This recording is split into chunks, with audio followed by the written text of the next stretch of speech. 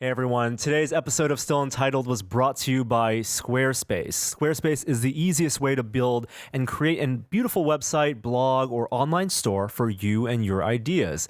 Squarespace features an elegant interface, beautiful templates, and incredible 24/7 customer support. Start building your website today at squarespace.com. And for listeners of Still Untitled, if you use the offer code Untitled at checkout, you'll get 10% off. Squarespace. Build it, beautiful. And on with the show. Welcome to Still Untitled, the Adam Savage Project. I'm Will. I'm Adam. And I'm Norm. Hello, gentlemen. Good morning. It's always a good morning these days. Yes, it is always a good morning. We are in the last few weeks of production on MythBusters. This is the big announcement. I guess we're starting right off with it. And my schedule is ludicrous at this moment. Yeah, it's pretty And busy. I know it's usually ludicrous, but right now it's even more than normal. We said this a long time ago, and people who came to the podcast late have never heard it. When Norm and I started working on Tested with you guys in 2012, we thought we were pretty busy up until that point. And then we got a good grasp of what your schedule is like on an annual basis. And I honestly, like, now I understand why people have to have people that help them know where Why to be. you need a team, yeah. Why you need a team of people. Because you guys are, your time is booked on weekdays anytime you're outside of your house, basically. Yeah. Yeah, it's true. I mean, and to put in some perspective, I don't think that I fly a lot, but I'm wrong. I have my kids. I split custody with my kids with their mom week, right?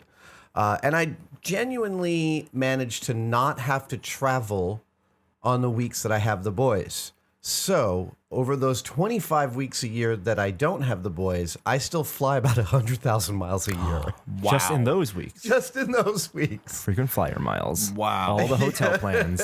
Ever rewards plan ever. It's a Vacations. lot. Yeah, that's 40 cross countries. It works out to something close to that. I mean, you know, we were in Abu Dhabi this summer, and Hey, we tried not bearing the lead, but let's talk about that Star Wars trailer. Wait. No, that's not. I know We will get to that. The number one thing people have been we will asking. get to that. But yes, Thursday was announced. Wednesday was announced on an Entertainment Weekly's website, and Thursday in the magazine that MythBusters is completing its run on the Discovery Channel. This is bittersweet. It is also awesome in this regard. Most shows on cable just stop.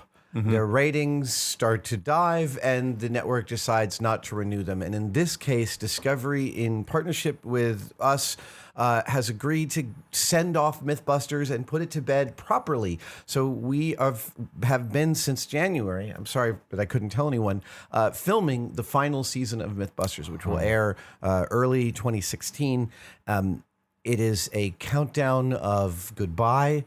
We've chosen a whole bunch of iconic categories to shoot episodes within that hark back to the history of MythBusters.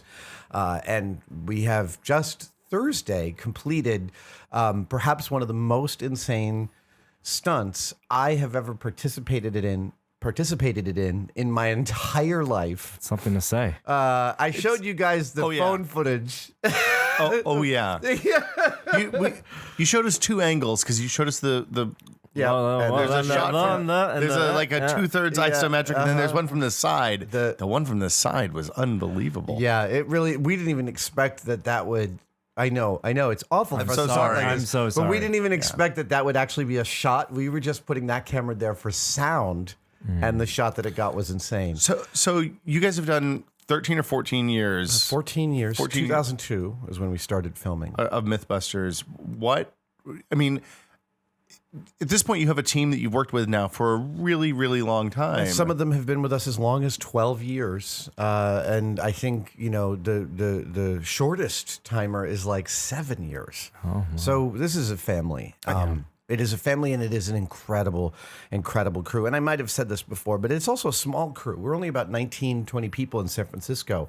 And if you walk on the set of most television shows, it's like 70 or 80 people on that set.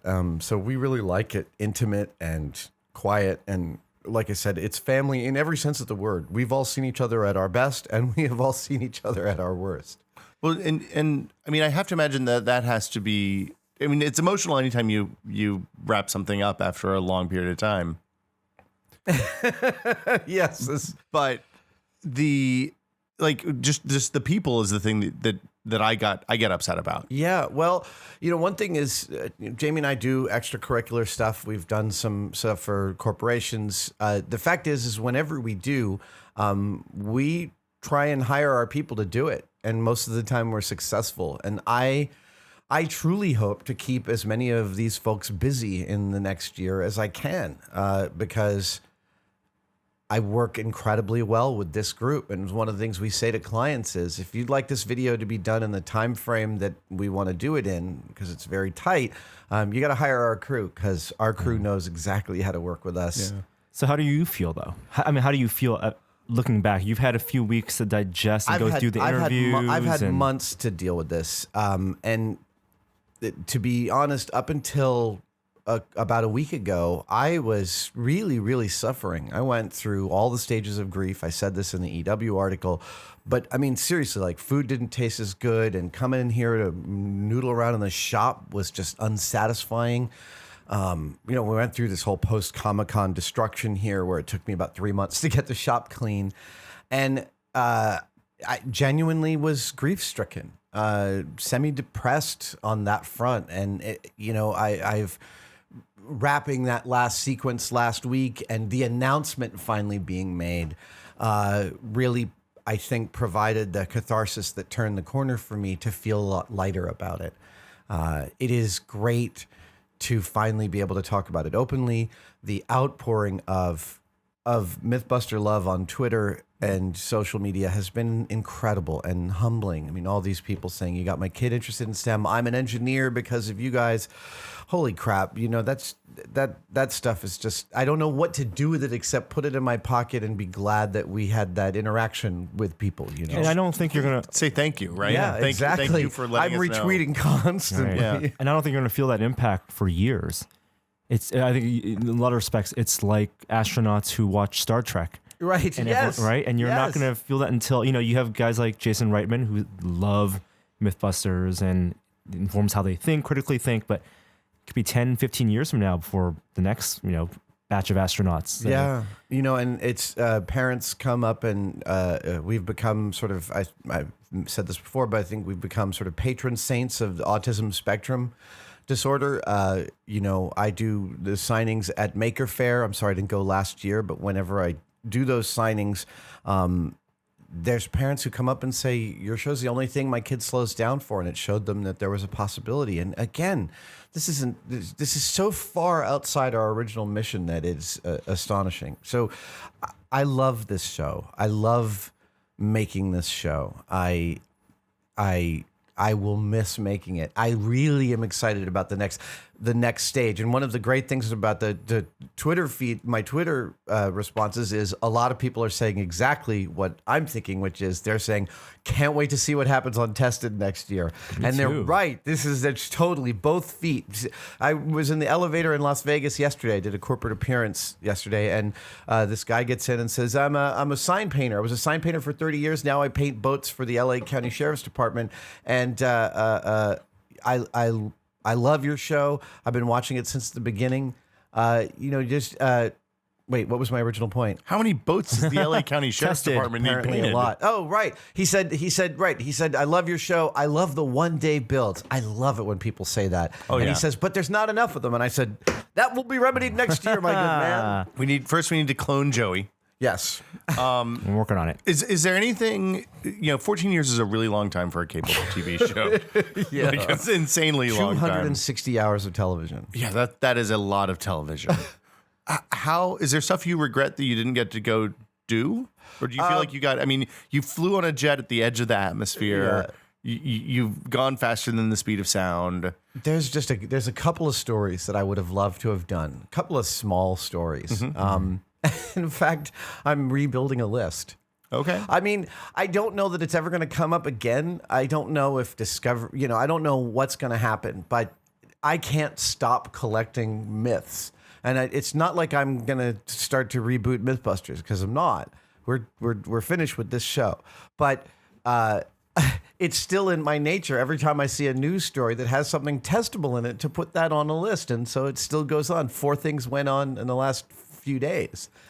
I think there's a place for that. There is a place for that. Look, if someone else starts to make a MythBusters show, I've got a lot of ideas for them. When you do the Christmas special, With the little Gary Coleman Chewbacca. right, and Jamie gets buried in rubble under the building, and the whole family has to wait at the side. I think that may be the Brady Christmas special. Now, speaking of bearing the lead, we are going to talk about the Star Wars trailer, Yeah. but I have to tell you a story. Okay, I love stories. You're not prepared for how intense this story is. I'll set my phone to silent. I have been doing MythBusters for 14 years. One of my favorite things I've been doing on this show over the years is the driving stuff. I was not a great driver when we started doing MythBusters. I was semi-distracted. I didn't pay enough attention. And MythBusters has turned me into a bona fide stunt driver. You guys have done a literal few dozen amazing car stunts. Oh over the yeah, years. I've learned how to drive on 2 wheels. I've learned how to tactically drive a bus, 10-speed drifting on dirt, drifting on water, high-speed stuff. I mean, it's all over the map. And how much of your brain does that use versus beforehand? Oops. Oh, the Star Trek chair is waking up. Hold on. It's coming alive. Good night, Captain.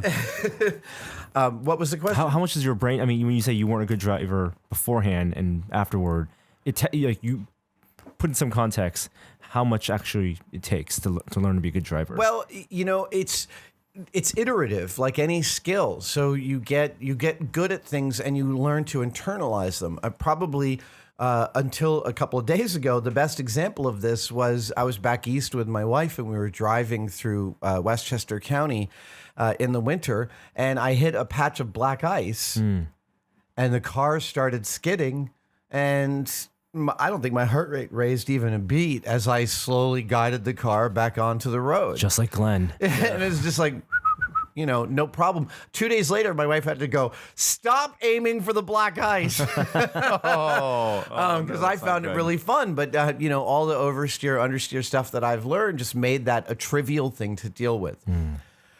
A couple of days ago, I am driving back from, where were we? We drove somewhere with the boys and the dogs. And we were driving back in my Land Cruiser. It's a lot of people in the Well, Land no. Cruiser. We were in 2 cars. Okay. So my son and I were in my Land Cruiser, and we're on 280 heading north, right around the Ocean Avenue exit. Okay. When my steering wheel stopped working. That's exciting. To be clear, your 2 front wheels are linked together by an arm, and that arm has a joint on it that attaches to your power steering module. That is where your steering wheel connects to your car. So were you steering? Was the wheel spinning and nothing would happen, or were you not able to turn The it? knuckle that attaches my steering wheel to the yoke that holds the 2 front wheels together, sheared. Ooh. So it's as if it had just pulled off. Right. It is Yeah. effectively, I was without a steering wheel I was going 50 miles an hour, and all of a sudden my steering wheel broke away. Like nothing's Yeah. happening. 280 gets curvy. And I started swerving across all 4 lanes in full traffic.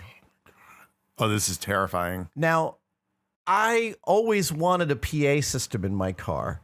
Yeah. So I bought one. The thing is, you can't just buy a PA system. If you buy a PA system for your car, it always comes with a siren. Now, you're not allowed to activate that siren, but I did. This is the one case I figured no one's going to fault me for this. I had that sucker on within 1/2 of 1 second. When we were done, my son was like, that was fast. And I was like, woo, woo. It was as we're swerving across all 4 lanes.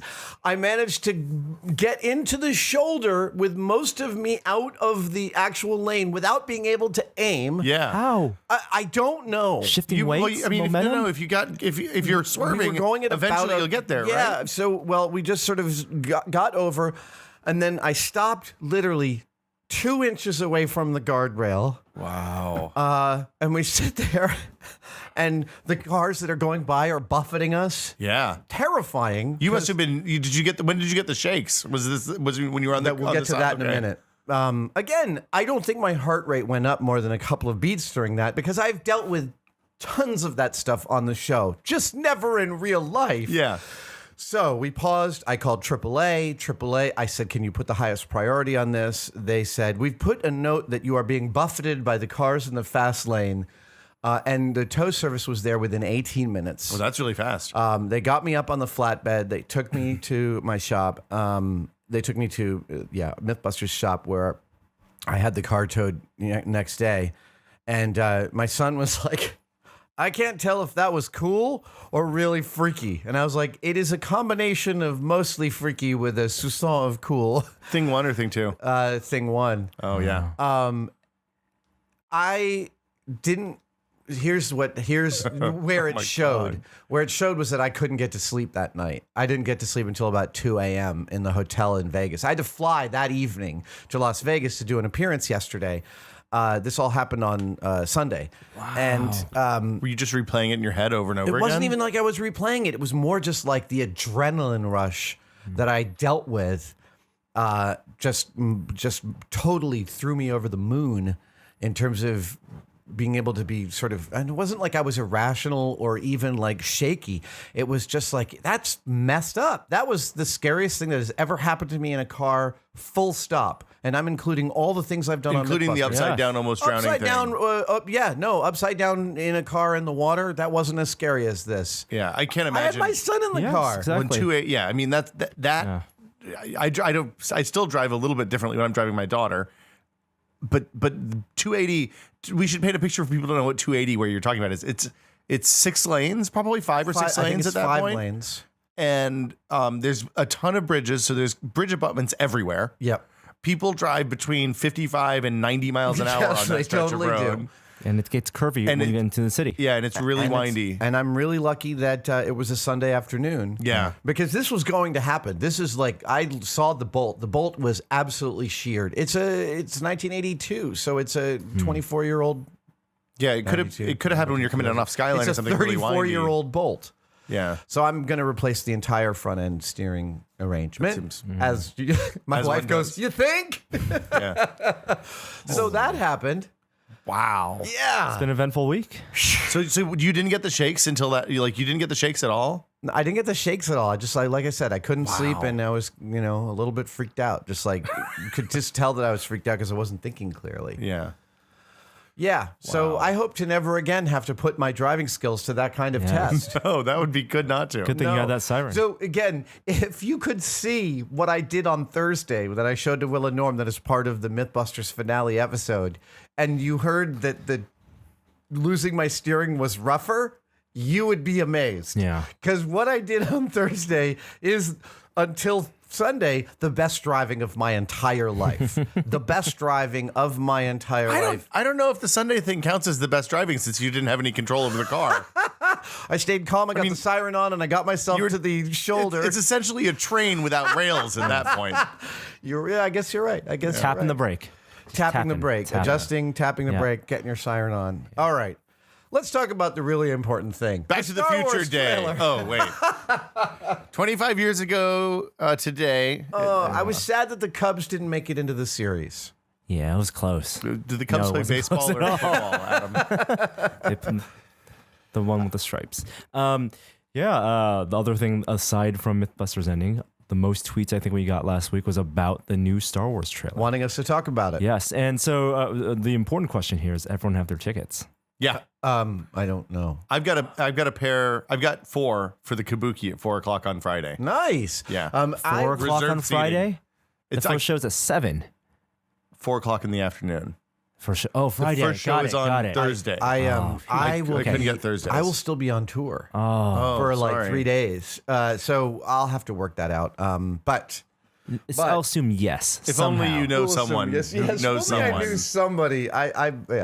I believe that. I think there'll probably be some preview screenings I out think in there the might Bay be. Area I as think I well. might be able to That work this I'm already working on weaseling into. So. So, along with the tickets going on sale, I mean, the movie's not out for about 2 months at this point, a little less than 2 months. Month and a half. So, there's also the final theatrical trailer. Well, what they're saying is the final. What they're saying, I believe it. It doesn't feel like a final theatrical trailer because, like the other trailers before it, while you're seeing a lot of visual elements, it doesn't tell you anything about the story that you didn't already know. No. So- Well, the girl seems to be more prominent. Yes. So I know some people out there will not want to hear too much spoiler. We can have like About what we're assuming? Yes. Oh, okay. I was going in cold. Thanks, guys. You watched the trailer. We made you watch the trailer. What were your just without describing what's in the trailer or something? What were your feelings? Oh God! I wanted to throw money at the screen. I got you. Shut up and take my money. I want to see this right now. I remind myself that I was excited at the episode 1 trailer. It was a really good trailer. It was a really No. good trailer. when the things come over the grassy hill and you're like, oh, there's gonna be a huge fight. It's gonna be outside on grass. It's gonna be like Hoth, but outside. I want to see the and then There's a lot of Jar Jar in that trailer. Also. Oh yeah. Well, anyway, I got misty. It felt great. I'm really excited about. I'm just really excited. I feel like I'm seeing exactly what Abrams does, which was pay homage and to modernize the franchise. And he is all you have to do is watch 8mm. No. Super 8. 8mm. Don't watch 8mm. Not 8mm. Super 8. I'm always mixing that up. 8mm is a snuff film. Both about 8mm film. Different, Super 8. Totally different context. Hey, Mom. He is bottle fed and vat grown on Spielberg Yeah. and Lucas, and has retained, I think, their abilities of framing. And I mean framing in the wide scale, and love of adventurous storytelling. And so I have the highest hopes for this. It made me think. So I won't get into specifics yet, but we'll talk about it in a minute. But it made me think about the original trilogy from a different perspective. So I thought, what would these events that we all have watched hundreds of times probably and are intimately familiar with look like to some poor schmo on Endor. Coruscant or Endor probably. Those guys, the Endor they're genocide gone. is well established in the literature. Yeah, that moon has they're all gravitational wells. Bad Anyway. things happen when a Death Star explodes in low orbit over your planet. I would imagine. Yeah. So if you didn't like the Ewoks, good news, everybody. No more Yeah, Ewoks. the Ewok genocide It is captures real. the mythology, both meta mythology of our awareness of Star Wars in the cultural context, as well as what it could mean to these characters as well. Indeed. I love the. Can we talk about what's in the trailer? Yes. So at this People won't point, get upset if we do a. if you're not going to watch trailers, You got 25 minutes of good podcast. yes. Okay, But we're going to so talk about the trailer. Here's my question: where's Luke? Yeah, I think the trailer. I saw that on Twitter. more. There's a lot said in the trailer and a lot shown visually, but I think it said thematically more about what it didn't show, with what it didn't show, and what it didn't show was one. Luke. Although you do see what everyone do see assumes is Luke's Luke hand is the on hand R2-D2. and R2. You kind of imagine. I don't looking at remember it. when. There's in the teaser trailer, and I believe in this trailer, there's a brief shot of a fire at night, and you see R2, And a hand reaches up out of a cloak, a and- mechanical hand. Yeah. and you assume that's Luke. So he's also not on the movie poster. Or And- is he? There are several masked characters, Norm. He says he's obvious. Mark Hamill has said on Instagram he is not Kylo Ren. because clearly in the lead up to a marketing for a J.J. It's Abrams not film, Kylo no one's Ren, ever lied. It's the sound of that's it's Adam Driver's Driver. voice. well, and it's Adam they've never Driver. put a character in one costume and had another character do the voice. They've in I don't think it's Kylo captions Ren. in Vanity Fair. Yes, it's very clear Adam Driver is Kylo Ren. Okay. So where's Luke? Obviously the Han Solo and the Princess Leia relationship and everything. Their appearances, and I think Han Solo has the best line in the trailer. I think that's the most important thing from the trailer. It's all true. It's all true. Right. It's You true. realize it's become mythology over the last 30 years. Well, I immediately went through and replayed all of the first 3 movies and was like, oh, wait, okay. So Jedi were real in the Old Republic. right. And then there's 40 years, basically 35 years. And all of the stuff that happened that we know about, the Jedi fight at the end of episode 4, Right. the Bespin fight, there were no witnesses. Those are all isolated Jedi incidents. We were the only Yes. witnesses of any of that. Right. And the last time Jedi were probably seen in public was when Ben Kenobi chopped that dude's arm off. Right. In Mos the chat Eisley. in Mos Eisley. Exactly. So it's really exciting. The trailer or the poster, because there is a theatrical poster, which I'm not the biggest fan of. It's not a Drew Struzan, but it has Kylo Ren with his cross-hilt lightsaber and Daisy Ridley's character, which I don't exactly remember her name. I believe it's Rey, but she has her Rey. staff and they're lined together. Yeah. So I know in the extended universe doesn't exist in this new movie trilogy, but in the extended universe there was a set of twins. There were, I believe, Han Solo, Han and Leia Leia's had twins, yeah. and they both had force powers, and it was a big part of that story. Oh. And so this could be paying homage to that. I don't know. I wouldn't hold my breath. I think the biggest thing, I think Luke being part. Luke is like the Spock of the movie. Right? Yeah, I get the 2009. feeling that Luke might be the Yoda. Or the Yoda or the Spock, right? Right. Where in 2009, we knew That's my Leonard fantasy. Nimoy That's my was part of the fantasy. movie, but his appearance in it was a surprise. It was in the middle of the movie, and he connects everything together. And what I love about, and we're talking about Star Trek in this context, is they didn't have to kill Spock Right. at the end of that movie. He Or got to Kirk, live on, for that matter. or Kirk and Spock, Leonard Nimoy, rest in peace. His character got to live on in that universe, just in the background. I love that. He got to walk off in the sunset for some reason. Yeah. I don't know if that's going to happen here. Well, I don't know either. I found myself loving the shot of Han and Chewie with their arms up, lowering their arms. This is a classic American cinema shot in which your heroes think they're in trouble, but they end up meeting an old friend. Yeah. And my question is, who do they meet? Who is it they're meeting there as we're not in danger? It's like right out of the Is it Billy Magnificent D? Seven. Oh, no. My fantasy is that it's Carrie Fisher. Like the film's going to take great. So you imagine from a screenwriting standpoint, Larry Kasdan, I love you. You imagine from a screenwriting standpoint that you've got to expend a certain amount of energy getting to Han, and then Leia. Han, Leia, and Luke are all reveals. I don't think you just start out knowing about them. Yeah, I mean, that's the thing. It's Act 1 is all what's happened in the 20 years since Right, the so Death maybe Star Act blew 1 up. is Han, Act 2 is Leia, and Act 3 is Luke. And also, the main characters of the film are not those characters. Right, They are, for all right, intents right. and purposes, they are special appearances, guest appearances. We can't. The new trilogy is not going to be about Luke, Han, and Leia. Also, by the way, I harbor no special knowledge on this front. Neither, none of us us do. do. Yeah. The things that I have heard from behind the scenes are merely qualitative things, like friends of mine at Lucasfilm who are saying it's awesome.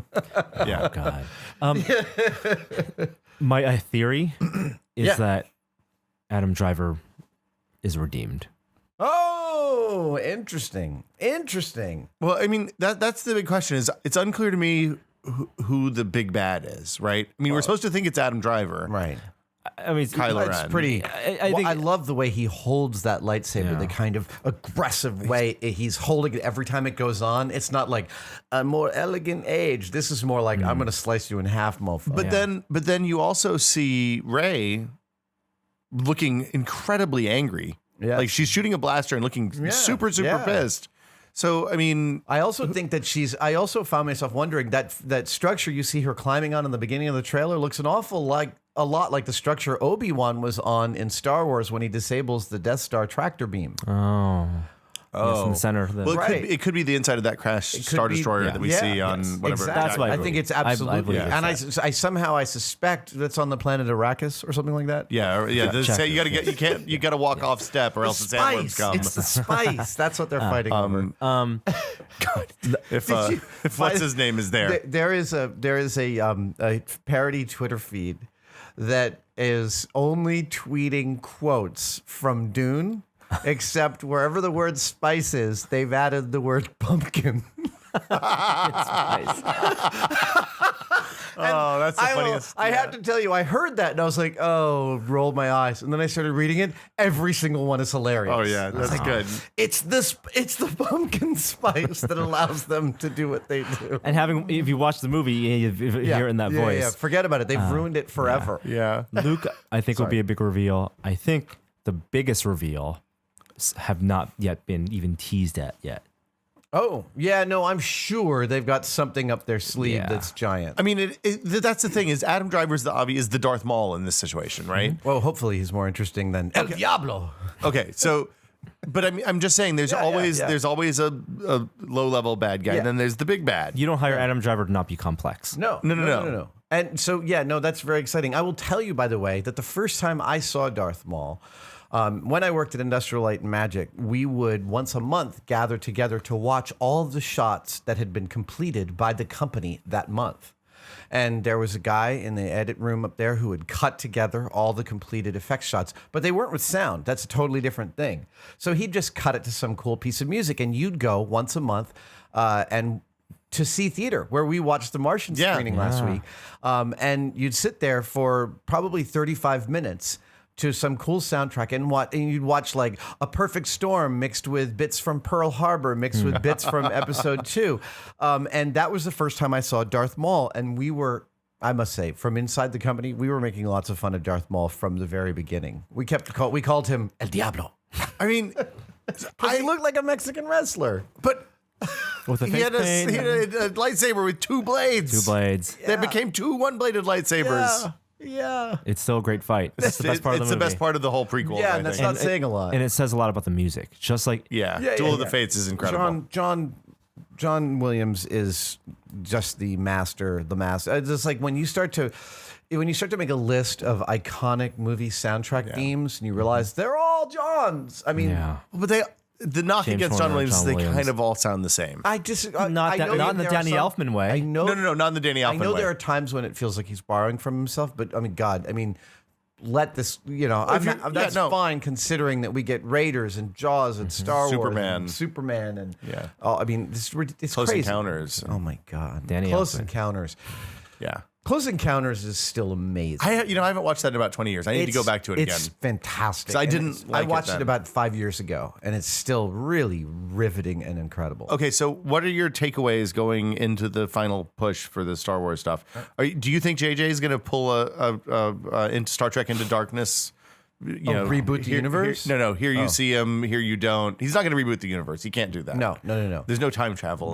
So what do you mean by? Well, I mean, with Into Darkness, he said, spoilers for Into Darkness, he said, oh, no, there's no Khan. And then Benedict Cumberbatch, who clearly was Khan. And then he flipped the ending of Search for Wrath of Khan. Right. No, I feel like I have no idea. Obviously, I think it's hilarious to speculate from a trailer on the plot of a movie that hasn't come out yet. And I'm only doing it on this one because I'm so freaking excited that it's coming out. JJ is brilliant. Larry Kasdan's one of my favorite screenwriters. Silverado, woo! Should I see Silverado? Silverado's amazing. Oh, I've never seen Silverado is a phenomenal movie. And Kasdan is just one of the he's one of the true great old guard Hollywood screenwriters. So I just have the highest hopes that this film is genuinely great. Yeah, and I think I'm really excited. one of the reasons Star Wars endures is that it's a classic hero's journey. Yeah. And I think that if JJ is going to pay tribute to anything, it is going to be the hero's journey. Mm-hmm. And the new trilogy will be about new heroes, but the arc of the story of someone from nowhere becoming an important person and becoming a real person, that is what we hope to see. My guess is her parents are dead. You think? Not for real. No. That's what you do. You've got to orphan your hero right off the bat. But the orphan, I figured the hero is the stormtrooper. John Boyega. John Boyega. Oh, I'm making the assumption that the girl's the hero. Maybe they're both. You know what? I think that the thing he might take from Star Trek is camaraderie, and Star Wars is that it's going to be about all of their relationships, their friendships. It's Goonies. Right. It's Buddy Super space. 8. It's ragtag team of people from different places coming together and then having an impact on the world. Which is the best of Star Wars. And at the key moment where they're all going to be riding bicycles towards the... and then they fly up into the air. Exactly. Over the new Death Star. John Boyega's riding in the basket of exactly. Daisy. What's her last name? Ridley's bicycle. The last thing I will say All right. about speculation is if you look at the original cast announcement, there's one person that they announced in the cast that has not appeared in anything. Oh, who is that? I don't even want to say it. Even I think by saying it, I think we'll say but if you want to think about it, you can look at the original press releases What for a like tease. John Boyega. Wow. I'll tell you guys after the Oh, recording. yeah, no, I know you will. Johnny Boyega, Daisy Ridley, the newcomers, and then there's like a cast photo. Remember that classic black and white photo where Yeah. they're all at the round table and Yeah. stuff like that? And people have forgotten that they announced a cast member that has not, and it's not Donald Gleason. All right. If you haven't seen it, somebody, Medley Weaver went back and recut Yes. footage from the original trilogy using the same voiceover techniques as is used in this Force Awakens trailer. And a soundtrack. And soundtrack. It is fabulous. All right. Awesome. Really, really worth Awesome. watching. I will totally do that. If you search for it, there's an IO9 story that's called This Force Awakens style trailer with the original trilogy footage gives us thrills. Chills. Chills. Yeah. Excellent. I think that's a great place to stop. Throw your phone. Get your tickets. Yeah. If you haven't got your tickets yet, I think you're probably boned. So I would like to do a special podcast in the next couple of weeks of questions about MythBusters. I think it's a good idea. Specific questions about MythBusters Ending. I'd love to answer your questions. It probably won't be next week. Yep. Because I hope we're going to record another one after this, but I don't think we have time now. I don't think we have time now. Okay, but we'll do it soon. Yeah. And we're going to be in Alcatraz tonight. Yeah. Yes, we're gonna be we out. recorded this morning. We did. This is like real time. So we're gonna do. What are we gonna talk? Are we gonna do the spoiler cast of The Rock? It's what I've always wanted to do on Alcatraz. We're going to talk about some Alcatraz stuff. That's gonna be fun. All right. Okay, good. We'll see you guys next week. Thanks for watching. Thanks for watching. Bye. Bye.